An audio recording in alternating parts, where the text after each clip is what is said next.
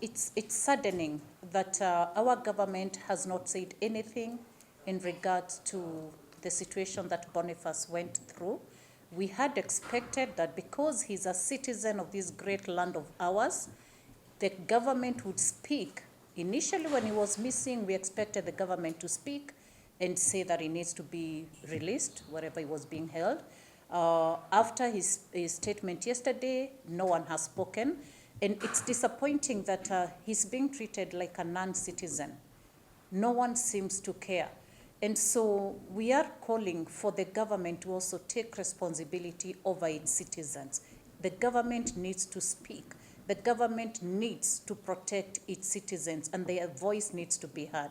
I don't think there's any other way of saying it other than we are disappointed by that silence. When we talk of the experiences, just if you recall what they said yesterday, the pain, the anxious moments, not knowing what was to come next, it's deeply troubling that to begin with, they were abducted or arrested on the basis of a crime that was not specified. And so when you're there going to observe a trial case, and there's no offense you have committed, it means that we are all at risk.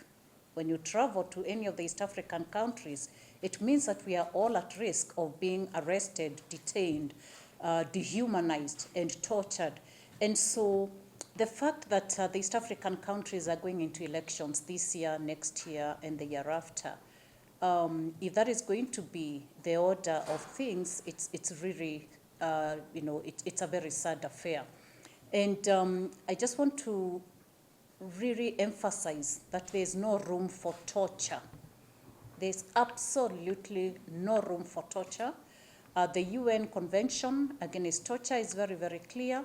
And as my colleagues here have said, we want to pursue all options that are available to us, including the Special Rapporteur on Torture, including the African Commission on Human and People's Rights, and all other available mechanisms and spaces. Now, the issue of dissenting voice, it's a shame that our leaders do not allow the expression of voice, that people can choose a leader, that people can choose a direction.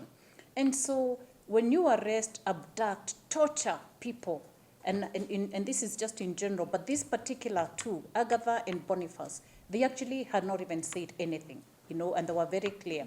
So there's really no reason for why they went through what they went through. And as Madam President says, the more you push people, the more people push back. You cannot just be abducting and torturing people. So our message today, both as a Police Reforms Working Group and the Law Society of Kenya, as the President has said, is that we are calling for an immediate end to the impunity we are seeing the leaders in East Africa enjoying. It is very saddening, but one of these days it's going to come to an end. So we need to just alert the leadership that, we are watching and it needs to come to an end. There was a question